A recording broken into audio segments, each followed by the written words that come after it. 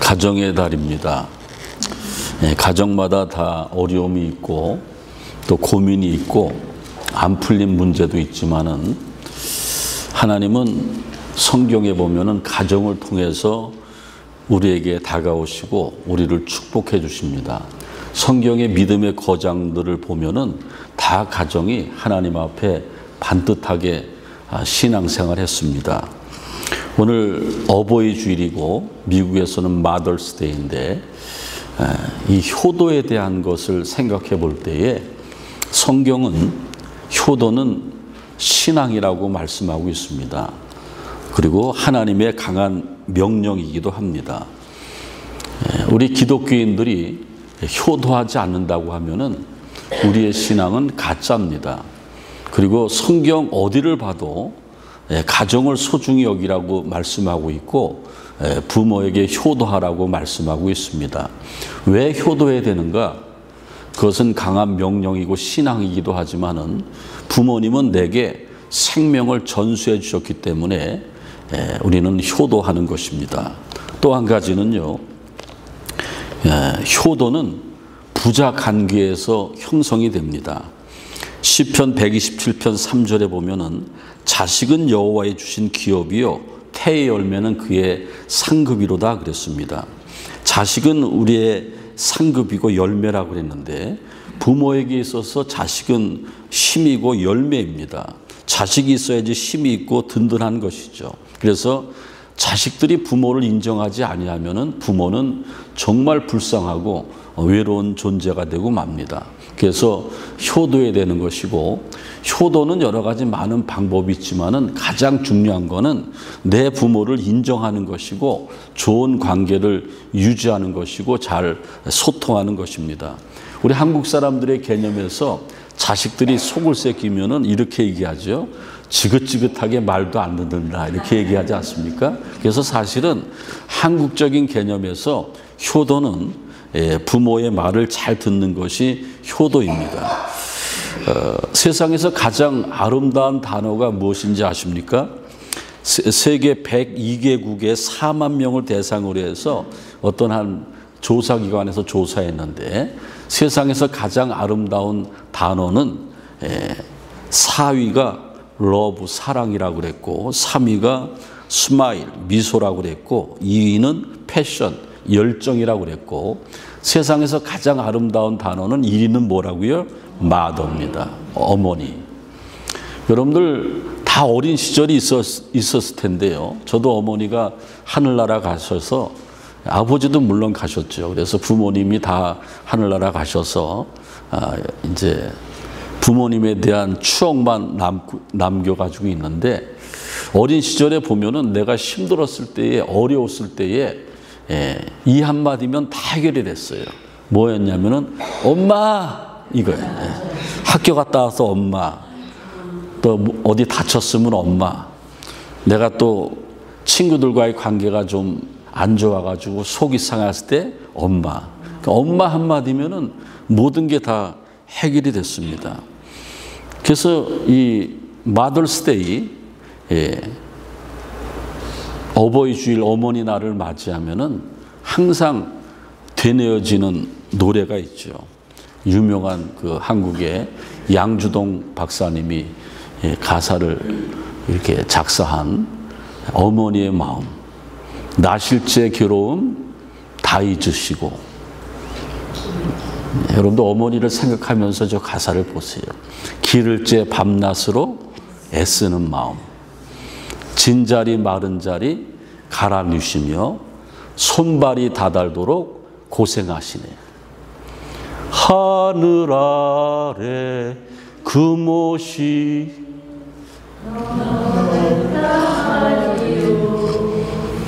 어머님의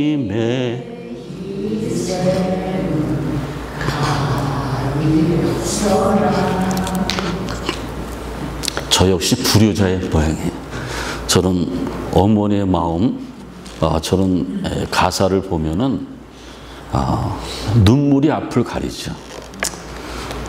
그렇게 나를 위해서 고생해 주시고 헌신하신 어머니에게 살아생전에 조금 더 효도하고 잘할 걸. 그런 마음들이 같죠. 예, 우리는 그 마더스데이를 맞이했고 어버이 주일을 맞이해서 특별히 하나님의 자녀로서 효에 대한 개념을 바로 갖는 게 중요합니다. 오늘 여러분들이 읽은 말씀 에베소서 6장 1절에서 3절에 보면은 내 부모에게 순종하고 어머니를 공경하라. 이건 약속 있는 첫 계명이라 그랬습니다. 에베소 6장 1절에서 3절은 사실은 십계명에 있는 말씀이죠. 약속 있는 첫 계명이다 이렇게 말씀하고 있죠. 약속이 붙어 있어요. 인센티브를 주는 거예요.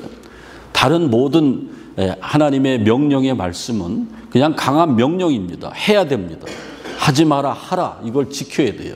그래서 구약 성경에 율법이 613가지가 있지 않습니까? 모세오경에 율법 613가지가 있는데 모세가 출애굽하면서 광야에 있을 때에 머물 때에 시내산에 올라가서 하나님께서 모세에게 십계명을 줬어요. 그래서 십계명 돌판을 2개를 받아가지고 오죠. 그래서 그 613가지 율법 가운데 대표적인 것이 10가지 계명이에요. 그게 십계명이에요. 십계명은 2돌판인데 한 돌판은 수직적인 계명이에요. 그건 하나님과의 사랑과의 관계죠. 그래서 1계명부터 4계명에 보면은 하나님을 망령 때 일컫지 말라, 우상 섬기지 마라, 안식일을 기억하라. 하나님을 사랑하고 하나님 우선하는 개념이에요. 그 다음에 2번째 돌파는 수평적인 계명이에요. 사람들을 사랑하는 거예요. 그래서 오늘 그 에베소서 본문에 보면은 부모를 공경하라는 것은 약속 있는 첫 계명이니 그랬지 말씀하고 있지 않습니까? 약속 있는 첫 계명. 이 인간에게 주신 수평적인 계명 가운데 첫 번째 십계명의 제5계명 출애굽기 20장 12절에 있는 내 부모를 공경하라. 이것은 첫 계명입니다. 제일 먼저 나오고 중요하기 때문에 첫 계명이라고 말하고 있습니다. 오늘 에베소서의 본문을 가지고 설교하고 있는데 바울이 쓴 성경이죠. 신약 성경 뒷부분에 보면은 바울 서신이 13권이 있습니다. 근데 바울 서신의 특징은 뭐냐면은 1부와 2부가 다 있어요. 여러분 성경 자세히 보신 분들은 다 알 겁니다. 1부는 뭐냐면은 교리적인 문제예요. 하나님은 우리를 사랑하시고 예수님은 우리를 십자가에서 구원하시고 우리는 하나님의 자녀가 됐다. 우리는 다 죄에서 구원받았다. 그게 대부분 다 전반부예요. 바울 서신서. 에베소서도 마찬가지예요. 에베소 교인들에게 십자가의 대속을 얘기하면서 후반부에는 실천편을 얘기하는 거예요. 그래서 첫 번째는 교리로 말미암아 구원받은 우리에 대해서 은혜에 대해서 구원에 대해서 말씀하고 있고 바울 서신서 후반부는 그럼 구원받은 우리가 뭐 해야 되는가? 구원 그 이후의 삶을 제시하고 있어야 돼요. 제시하고 있습니다. 그래서 구원받은 우리가 그러므로 뭘 해야 되는가, 무엇을 실천해야 되는가? 오늘 본문에서는 부모에게 효도하라는 거죠.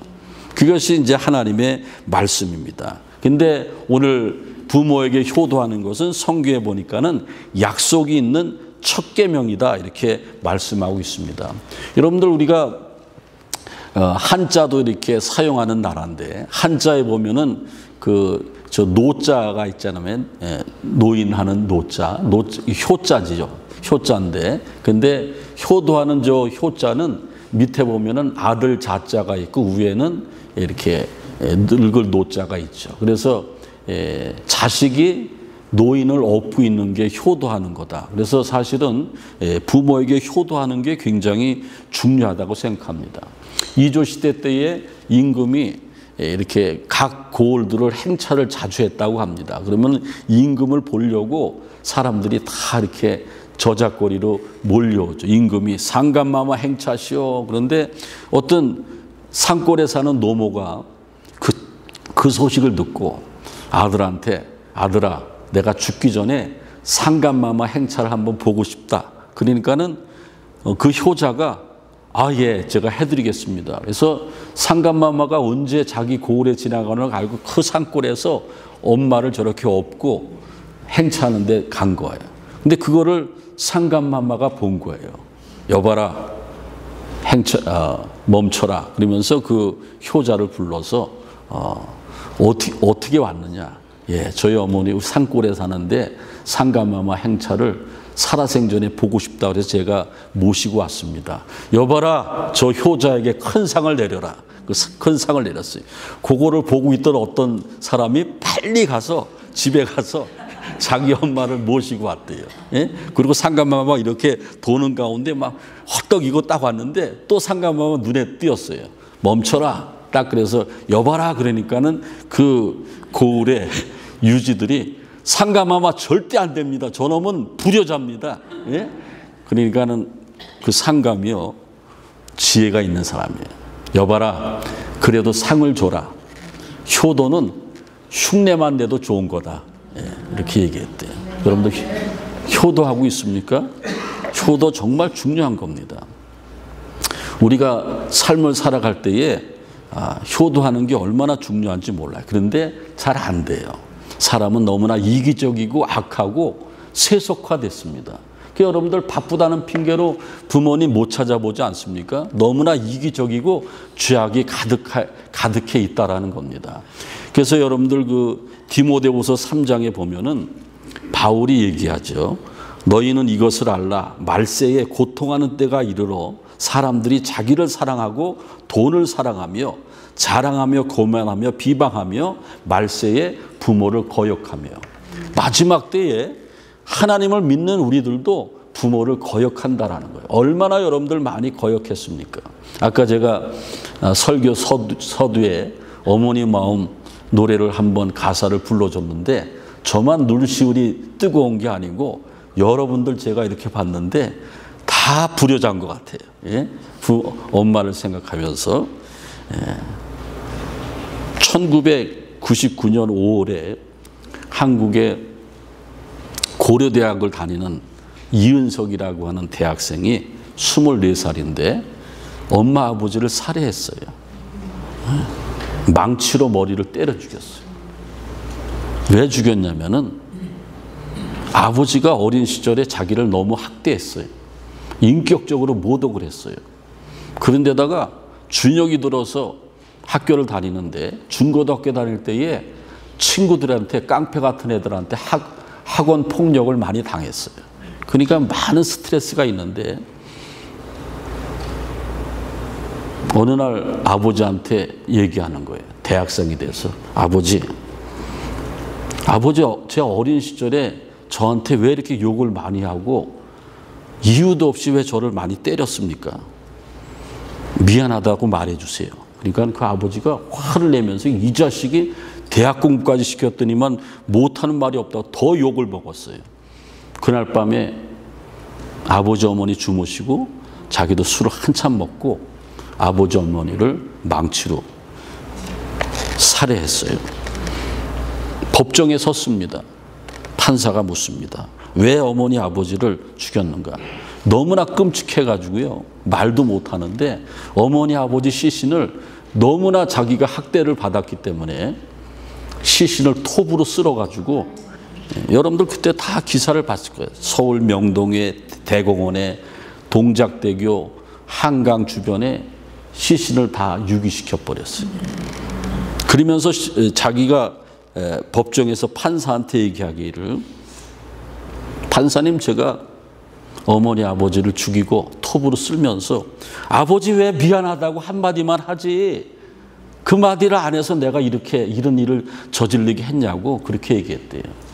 무기징역 받아서 지금도 감옥에 있다고 합니다. 여러분들 부모가 효도만 받으려고 하는 것이 아니고 성경에 보면은 자녀를 노엽게 하지 말라고 그랬습니다. 가정의 달 어버이 주일 마더스데이인데 한번 부모님들은 내가 내 자녀를 잘 대하고 있는가 한번 돌이켜 보시길 바라고 또 불효막심한 자녀들은 아직까지 기회인데 최선을 다해서 효도하시길 바랍니다. 성경의 믿음의 거장들은요. 효도를 해서 복을 많이 받았어요. 구약 성경의 룻기서에 보면은 베들레헴에 흉년이 들어서 자기 식구들과 다 모압 지역으로 이방 땅으로 이민 간 나오미의 가정이 있는데 거기 가서 잘 될 줄 알았는데 남편이 죽고 두 아들 기령과 말년이 죽었습니다. 근데 두 아들이 이방 땅에 가서 며느리들을 얻었는데 자식도 없이 아들들도 다 죽었어요. 나오미는 시어머니였는데 며느리 둘만 데리고 집안에 3명만 있는데 가산이 폭삭망해서 먹을 게 없습니다. 그 나오미는 오르바하고 룻이라는 두 모압 며느리에게 이제 너네 집으로 가라. 나는 아무것도 없어서 이제 유대 땅 베들레헴 내 고향으로 돌아가련다. 그러니까 첫째 며느리는 아이 그래도 제가 있어야 되는데 가라. 그러니까 예스 그러고 갔어요. 첫째 며느리. 둘째 며느리 룻은요 이방 여인이었는데 나오미라는 시어머니에게서 하나님을 발견한 거예요. 이분이 보통 시어머니가 아니라는 걸 알았어요. 그리고 그 시어머니가 나오미가 얼마나 마음이 아프겠습니까? 남편이 죽었지요. 두 아들이 죽었지요. 가사는 기울었지요. 룻기서 1장 16절 17절에 뭐라고 룻이 고백하냐고 하면은 어머니께서 가는 곳에 나도 가고 어머님의 하나님이 나의 하나님이 됐으면 좋겠습니다. 어머님이 죽는 곳에 나도 거기에 묻힐 것입니다. 나오미는 깜짝 놀랐어요. 나오미가 베들레헴으로 가는데 따라왔습니다. 그리고 지극정성으로 효도하는 거예요. 먹을 게 없어서 남의 밭에 가서 이삭을 주었다가 어머니를 봉양합니다. 하나님께서 섭리하셔서 그 이방 여인이 베들레헴에서 가장 실력자 보아스의 눈에 띄어서 결혼을 하게 됩니다. 그래서 가산이 막 피는 거예요. 그리고 아들을 낳았는데 오벳이라는 아들을 낳았어요. 그리고 그 룻이라는 그 여인의 아들 오벳이 또 결혼을 해서 아들 이새를 낳았어요. 또 그 이새가 결혼을 해서 아들을 낳았는데 다윗을 낳았어요. 자 보세요. 부모에게 효도했더니만은 하나님이 인센티브 축복을 주셨는데 이방 여인이 마태복음에 예수님의 계보에 들었고 그리고 다윗은 누굽니까? 유대 이스라엘에서 가장 위인이 다윗 아닙니까? 근데 다윗의 증조 할머니가 됐다라는 거예요. 엄청난 축복이죠. 여러분들 효도는요 축복하고 연결이 된다라는 겁니다. 그래서 오늘 성경에 보면은 효도하면은 땅에서 잘 되고 장수한다고 말씀하고 있지 않습니까? 그런데 효도는 어떻게 하는 것인가? 우리 1절에 보니까는 순종하라. 그다음 2절에 보면은 뭐라고 공경하라 이렇게 말하고 있습니다. 순종한다라는 것은 아래서 듣는다. 부모님이 말씀하시는 것을 겸허하게 아래서 듣는 거예요. 이거는 부모가 말씀하시면은 나의 생각과 틀려도 무조건 순종하겠다라는 겁니다. 아래서 듣는다. 그 다음에 공경한다라는 것은 카페드라는 말인데 카페드라는 히브리 말은 공경한다는 말은 무겁다. 또 우리 간, 사람의 그 내장 가운데 간이 무겁지 않습니까? 간. 예? 그것이 이제 카페트인데 공경한다라는 것은 부모를 무겁게 여긴다. 부모를 존중한다라는 거예요. 요즘에 자녀들이요 부모를 많이 무시합니다.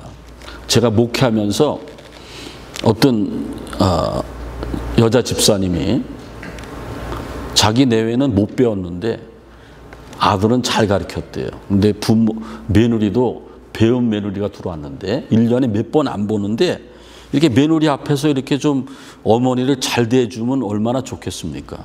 그런데 뭐 얘기하면은 엄마 뭘 안다고 그래 그냥 가만히 계세요. 너무나 속이 상해서 자식을 보기 싫다라는 거예요. 여러분도 그런 꼴 당해보셨습니까? 부모가요 어버이날 마더스데이 때 밥 안 사주고 선물 안 해줘도 돼요. 그런데 부모를 존중해야 됩니다. 그게 바로 효도입니다.